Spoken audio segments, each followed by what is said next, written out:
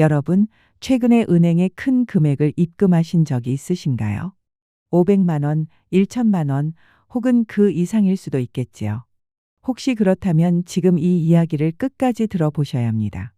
왜냐하면 본인도 모르는 사이에 이미 금융정보분석원, 즉 FIU의 보고망 안에 들어가 있을 수 있기 때문입니다. 저는 박진수 세무사입니다. 지난 20년간 세무 업무를 해왔고 그중 절반은 국세청 조사관으로 나머지는 세무사로 일하면서 수많은 사례를 직접 보아왔습니다. 그래서 국세청이 어떤 관점으로 사람들의 거래를 들여다보는지 잘 알고 있습니다. 오늘 말씀드릴 내용은 단순한 세무 지식이 아닙니다. 바로 여러분의 평생 모은 재산을 지키는 문제이기 때문입니다. 얼마 전 60대 여성 한 분이 찾아오셨습니다. 눈물이 그렁그렁한 채 저에게 이렇게 말씀하셨습니다. 세무사님, 저는 정말 잘못한 게 없는데 왜 이런 일이 벌어진 걸까요? 사연을 들어보니 돌아가신 남편이 남겨주신 유산 7천만 원을 은행 정기예금에 맡겼는데 며칠 지나지 않아 국세청에서 전화가 걸려왔다는 겁니다. 이 돈이 어디서 난 것인지 설명해 주십시오. 그 한마디에 너무 놀라 밤잠을 이루지 못하고 혹시 세금을 더 내야 하나 벌금을 물어야 하나 걱정하며 끼니조차 제대로 챙기지 못했다고 하셨습니다. 이것이 바로 지금 우리 사회의 현실입니다. 내 돈을 내 통장에 넣는 것조차 더 이상 마음 놓고 할 수 없는 시대가 된 것입니다. 더 무서운 점은 이 일이 특정한 분만의 이야기가 아니라는 것입니다. 실제로 요즘 60대 이상 어르신들 사이에서 가장 흔히 겪는 상황이기도 합니다. 왜냐하면 은행에서 일정 규모 이상의 거래가 발생하면 자동으로 금융정보분석원에 보고가 되고 그 정보는 필요할 경우 국세청 등 관계기관으로 넘어가기 때문입니다. 여러분이 생각하는 것보다 훨씬 더 치밀하고 정밀하게 거래가 들여다보이고 있습니다. 하지만 여기서 정말 중요한 점이 있습니다. 이런 제도를 미리 알고 준비만 한다면 전혀 두려워할 필요가 없다는 사실입니다. 오히려 당당하게 이 돈은 정당한 내 돈이고 출처가 분명하다고 말할 수 있습니다. 오늘 제가 말씀드릴 이야기를 끝까지 들으신다면 앞으로는 이런 문제로 불안해하실 일이 없을 것입니다. 혹여 국세청에서 전화를 받아도 당황하지 않고 대응할 수 있고 애초에 이런 상황 자체를 예방할 방법까지 아시게 될 겁니다. 더불어 꼭 아셔야 할 것이 있습니다. 많은 분들이 큰돈만 보고한다 고 생각하시지만 사실은 그렇지 않습니다. 비교적 작은 금액이라도 반복적으로 입금하거나 평소와 다른 거래 패턴을 보이면 충분히 의심 대상이 될 수 있습니다.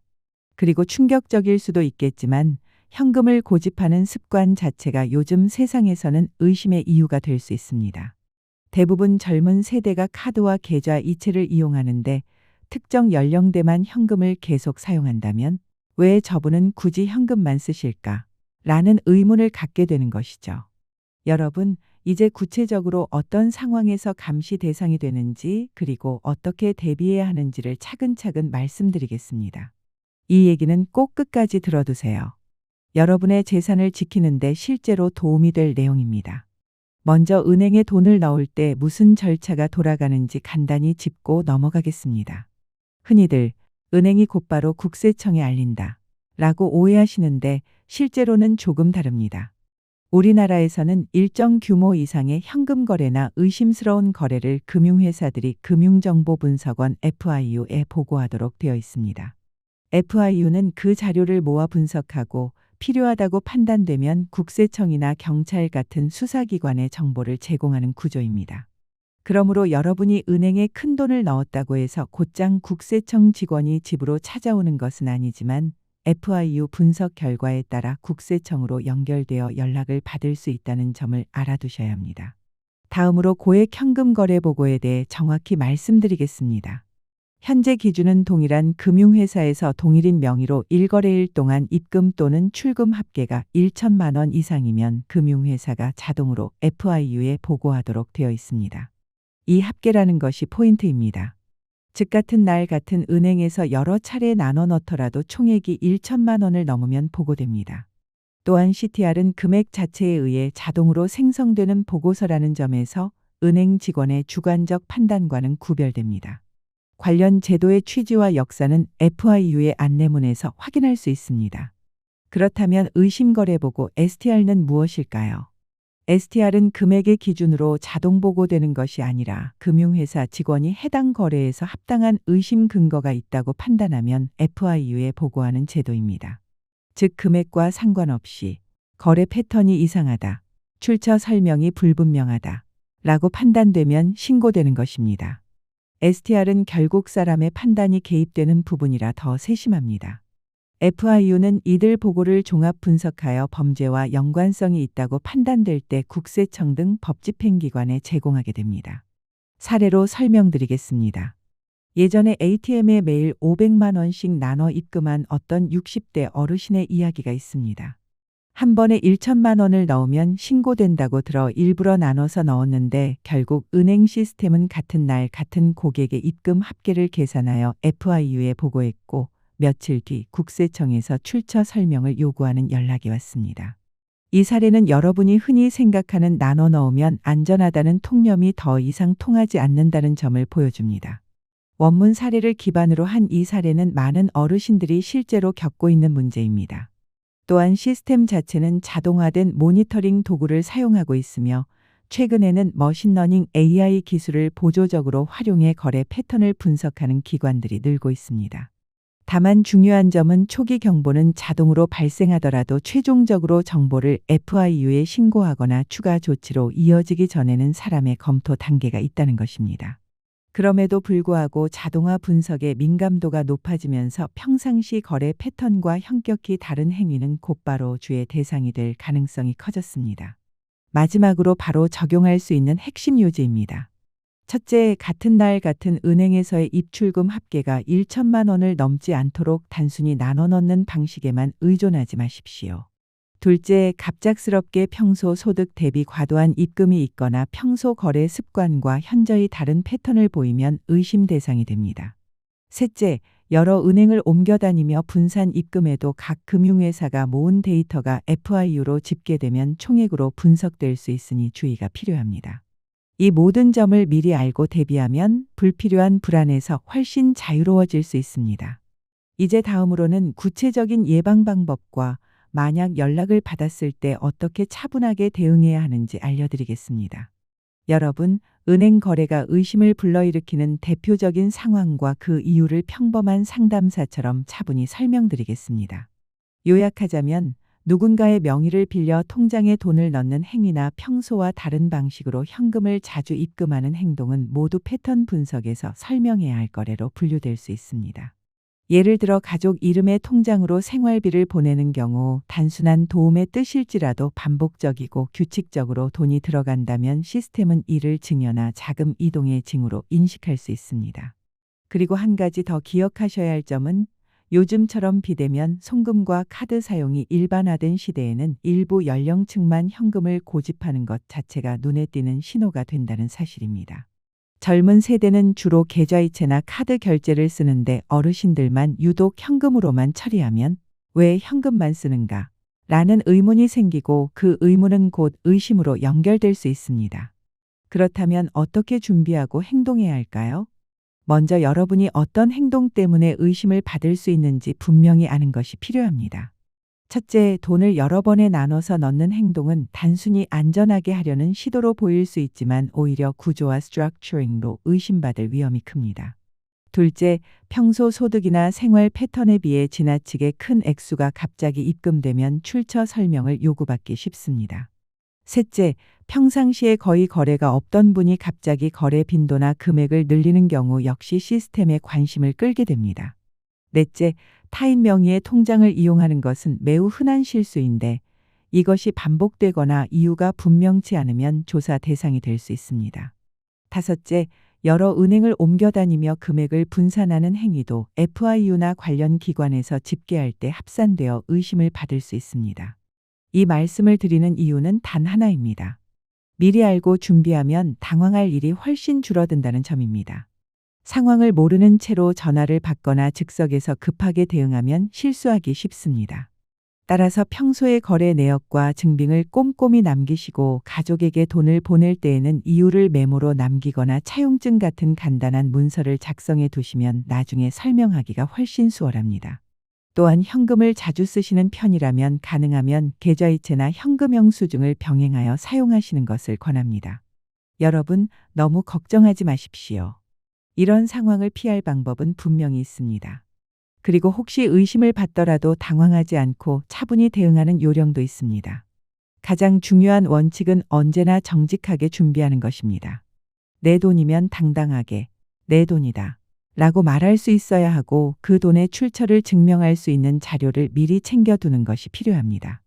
예를 들어 부모님이나 배우자가 남겨주신 유산이라면 상속관계증명서나 유언장 같은 상속 서류를 갖추는 것이 좋습니다. 땅이나 건물을 팔아서 생긴 돈이라면 부동산 매매계약서를 꼭 보관해 두어야 하고 사업을 해서 벌어들인 수입이라면 매출장부, 세금 신고서, 현금 영수증 등 관련 증빙을 준비해 두는 것이 안전합니다. 이렇게 증거를 미리 갖추면 국세청이나 FIU에서 연락이 와도 두려울 것이 없습니다. 그리고 한 가지 더 기억하셔야 합니다. 의심받는 행동 자체를 피하는 것이 가장 확실한 예방책입니다. 돈을 일부러 나눠서 입금하지 마시고 타인 명의의 통장을 빌려 쓰지 마시고 갑자기 거래 패턴을 크게 바꾸지 마셔야 합니다. 이런 기본만 지켜도 불필요한 오해를 줄일 수 있습니다. 하지만 여기서 이야기가 끝나는 것은 아닙니다. 실제로 이런 문제를 겪은 분들의 사례를 보면 누구라도 충분히 같은 상황에 놓일 수 있다는 걸 알게 됩니다. 첫 번째 사례는 정은영 씨라는 60대 여성분입니다. 딸이 결혼한 뒤 생활이 빠듯해지자 매달 생활비를 도와주고 싶어 하셨습니다. 딸이 "엄마, 제 통장으로 바로 보내주세요. 그게 편해요. 라고 말해서 정 씨는 매달 200만 원씩 딸 명의 통장으로 송금했습니다. 처음에는 아무 문제가 없어 보였지만 1년 정도 지난 후 국세청에서 연락이 왔습니다. 정은영 씨가 딸에게 증여를 하고 있는 것 같은데 증여세 신고는 하셨나요? 라는 것이었습니다. 정 씨는 깜짝 놀라 "이게 무슨 증여예요? 단순히 생활비를 도와준 것뿐인데요. 라고 했지만 국세청은 매달 일정 금액이 반복적으로 송금되는 것은 증여로 볼 수 있다고 설명했습니다. 결국 정 씨는 증여세를 납부해야 했고 신고가 늦어진 탓에 가산세까지 물게 되었습니다. 본인은 가족을 도우려 한 일이었지만 법적으로는 증여가 된 것입니다. 두 번째 사례는 김태진 씨라는 70대 남성분입니다. 평생 작은 식당을 운영하며 오직 현금으로만 장사를 하셨습니다. 카드 단말기도 설치하지 않았고 계좌이체도 받지 않고 오로지 현금만 고집하셨습니다. 그런데 연세가 드시면서 매일 은행에 들러 현금을 입금하는 일이 점점 힘들어졌습니다. 그래서 일주일에 한 번씩 모아서 입금하기 시작했는데 한 번에 500만 원, 600만 원씩 넣으셨던 겁니다. 김태진 씨의 이야기는 여기서 끝나지 않았습니다. 국세청에서 전화를 걸어와 "이 돈이 어디서 난 것인지 소명해 주십시오. 라고 요구했을 때 김 씨는 성실히 장사해서 번 돈이라고 대답했습니다. 하지만 문제는 증명할 자료가 거의 없었다는 점이었습니다. 현금 영수증도 발급하지 않았고 카드 매출도 없었으며 장부조차 제대로 작성하지 않아 소득을 객관적으로 입증할 수 없었습니다. 결국 김 씨는 몇 달 동안 국세청과 실랑이를 벌이며 고생해야 했습니다. 본인은 땀 흘려 번 돈인데도 불구하고 그 정직함을 서류로 보여주지 못해 힘든 시간을 보낸 것이지요. 세 번째 사례는 오윤자 씨라는 60대 여성분입니다. 가까운 지인이 사업자금이 급히 필요하다며 도움을 요청하자 선의로 3천만 원을 빌려주셨습니다. 그런데 몇 달 후 지인이 그 돈을 현금으로 갚아왔고 오 씨는 그 현금을 은행에 입금했습니다. 그런데 바로 국세청에서 연락이 와서 "이 돈의 출처가 어디입니까? 라는 질문을 받게 된 것입니다. 오 씨는 지인이 빌려간 돈을 돌려준 것이라고 설명했지만 국세청은 그 지인이 누구인지, 언제 빌려줬는지, 어떤 조건이 있었는지 구체적으로 확인하려 들었습니다. 문제는 이 거래가 단순 구두 약속으로 이루어졌다는 점입니다. 차용증이나 송금 기록이 전혀 없었기 때문에 국세청 입장에서는 실제로 대여가 있었는지를 확인하기 어려웠던 것입니다. 결국 오 씨도 몇 달 동안 증빙 자료를 준비하느라 고생을 해야 했습니다. 여러분, 이런 사례들을 들으면서 어떤 생각이 드십니까? 이분들은 특별히 불법적인 일을 한 것이 전혀 아니었습니다. 단지 평범한 일상 속에서 가족을 돕거나 지인과 금전을 주고받는 과정에서 문제가 생긴 것뿐입니다. 그렇다면 무엇이 부족했던 걸까요? 바로 준비입니다. 정은영 씨의 경우라면 딸에게 생활비를 보내더라도 증여세 비과세 한도 내에서 관리했거나 애초에 증여세 신고를 했더라면 문제가 없었을 것입니다. 김태진 씨는 장사할 때 현금 영수증을 발급하거나 최소한 매출 장부라도 제대로 작성했더라면 훨씬 수월하게 소득을 소명할 수 있었을 것입니다. 오윤자 씨 역시 돈을 빌려줄 때 간단한 차용증 한 장이라도 써두었다면 이후에 증명하는 과정이 훨씬 쉬웠을 것입니다. 결국 핵심은 분명합니다. 바로 미리 준비하는 것입니다. 거래 내역을 남기고 증빙 자료를 갖추고 법에서 요구하는 범위 안에서 정직하게 관리하는 것, 그것이 나와 가족의 소중한 재산을 지키는 첫걸음입니다. 여러분, 그래서 가장 중요한 것이 바로 기록을 남기는 습관입니다. 그러나 이미 국세청이나 FIU로부터 연락을 받은 상황이라면 어떻게 해야 할까요? 바로 이때 대응 방식이 결과를 크게 바꿔놓습니다. 많은 분들이 당황해서 잘못된 행동을 하는데 그 순간의 실수 하나가 상황을 더 어렵게 만들 수 있습니다. 제가 현장에서 20년 넘게 경험하면서 깨달은 절대로 해서는 안 되는 7가지 실수를 말씀드리겠습니다. 첫째, 얼떨결에 거짓말을 하는 것입니다. 이 돈 어디서 난 겁니까? 라는 질문에 당황해서 모르겠어요. 그냥 있던 돈이에요. 라고 답하는 분들이 있습니다. 이런 대답은 오히려 더 큰 의심을 불러옵니다. 모르면 모른다고 솔직히 말하고 필요한 서류를 준비할 시간이 필요하다고 요청하는 것이 올바른 대응입니다. 둘째, 무조건 인정해 버리는 것입니다. 혹시 탈세 아니십니까? 라는 질문에 겁이 나서 아, 그런가요? 그럼 세금 내겠습니다. 라고 바로 수긍하는 경우가 있습니다. 하지만 정말 납부할 세금이 맞는지 먼저 확인해야 합니다. 불필요하게 세금을 더 내는 결과를 가져올 수 있기 때문입니다. 셋째, 전문가 도움 없이 혼자 대응하는 것입니다. 국세청과의 대화는 법적 용어와 복잡한 규정이 얽혀 있어서 일반인이 혼자 감당하기 어렵습니다.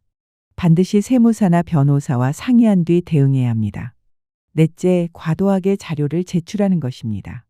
자료를 제출해달라는 요청을 받고 관련 없는 서류까지 모두 내는 경우가 있습니다. 이럴 경우 오히려 조사 범위가 넓어지고 불필요한 오해가 생길 수 있습니다. 반드시 필요한 자료만 선별하여 제출해야 합니다. 다섯째, 급하게 세금을 납부하는 것입니다. 세금을 내셔야 할 것 같습니다. 라는 말에 곧바로 세금을 납부해버리는 분들이 있는데 이 역시 위험합니다. 정말 납부해야 하는 세금인지 먼저 확인해야 하며 필요하다면 전문가 자문을 거친 뒤 납부 여부를 결정하는 것이 안전합니다. 여섯째, 전화로만 처리하려는 것입니다. 중요한 내용은 반드시 서면으로 남겨야 합니다. 그런 말 한 적 없다. 라는 상황이 발생하면 입증이 어렵습니다. 국세청의 안내도 공식 문서나 이메일로 받아두는 것이 좋습니다. 일곱째, 감정적으로 폭발하는 것입니다. 내가 뭘 잘못했다고 이런 대접을 받느냐?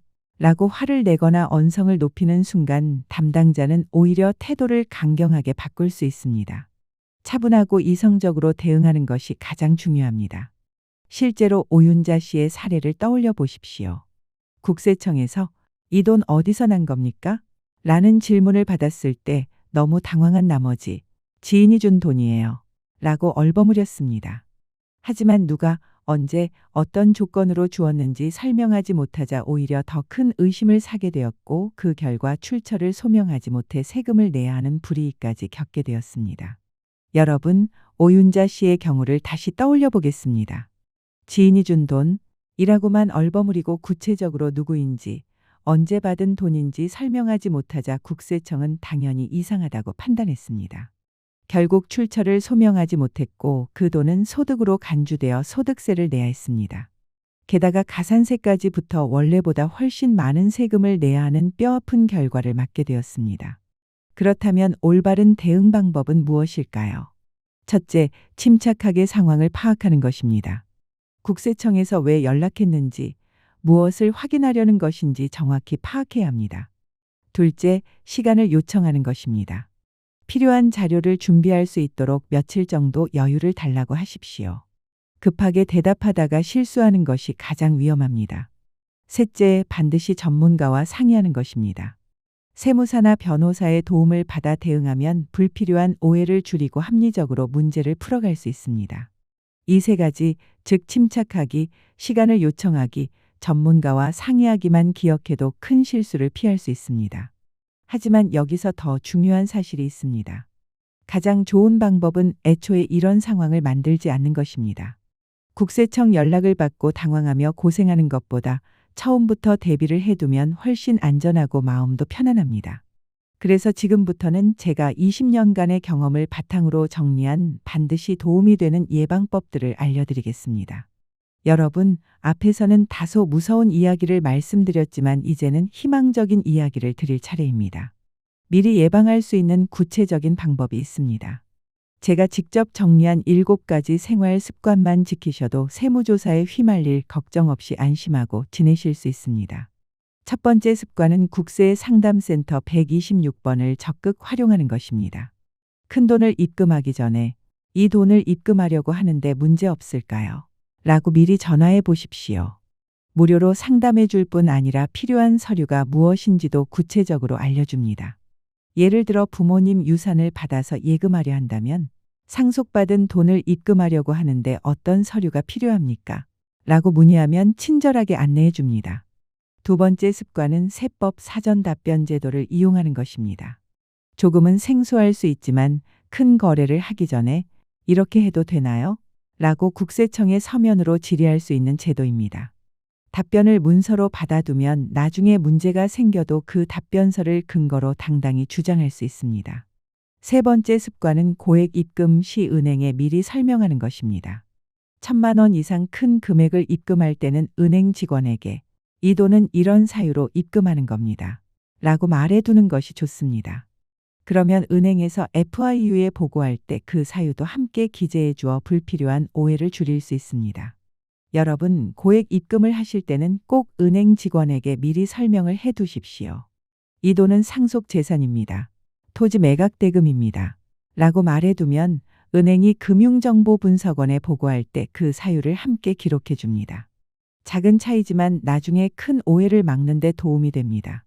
네 번째 습관은 거래 기록 일지를 만드는 것입니다. 큰 금액이 들어오거나 나갈 때마다 간단하게라도 메모해 두세요. 몇 월 며칠, 누구에게 어떤 이유로 얼마를 받았다. 는 정도만 남겨도 충분합니다. 나중에 국세청에서 출처를 확인할 때 바로 답변할 수 있고 기억이 희미해져도 메모가 확실한 증거가 됩니다. 다섯 번째 습관은 계좌이체를 적극적으로 활용하고 이체할 때 메모를 꼭 남기는 것입니다. 생활비 지원, 대여금 반환처럼 간단히 써두는 것만으로도 훗날 중요한 증빙이 됩니다. 현금보다 계좌이체가 명확한 기록을 남기기 때문에 훨씬 안전합니다. 여섯 번째 습관은 현금 영수증을 반드시 챙기는 것입니다. 어디서 무엇을 사시든 어떤 서비스를 이용하시든 현금 영수증을 발급받으십시오. 나중에 이 돈을 어디에 썼는가를 설명할 때 현금 영수증만큼 명확한 자료가 없습니다. 일곱 번째 습관은 6개월마다 거래 내역을 점검하는 것입니다. 통장 거래 내역을 확인하면서 혹시 이상해 보이는 거래는 없는지 살펴보고 큰 거래에는 반드시 증빙 서류가 갖춰져 있는지도 확인해야 합니다. 정기적으로 스스로 점검하는 습관이 불필요한 의심을 막는 가장 좋은 방법입니다. 이 7가지 습관 하나하나는 간단하지만 모이면 큰 힘이 됩니다. 특히 기록을 남기는 습관은 무엇보다 중요합니다. 사람의 기억은 시간이 지나면 희미해지기 마련입니다. 1년 전 받은 돈의 출처를 기억하기 어렵지만 그때그때 기록해두면 나중에 쉽게 찾아낼 수 있습니다. 또 하나 126번 국세상담센터를 생활 속에서 적극적으로 활용하십시오. 궁금한 것이 있으면 언제든 무료로 물어볼 수 있고 필요한 경우 어떤 서류를 준비해야 하는지까지 안내받을 수 있습니다. 세무사에게 바로 상담받기 전에 가볍게 확인하기에 아주 좋은 제도입니다. 마지막으로 가장 중요한 원칙은 언제나 정직하게 하는 것입니다. 내 돈이면 내 돈이라고 당당히 말하고 그렇지 않은 돈은 애초에 손대지 않는 것, 그것이 기본입니다.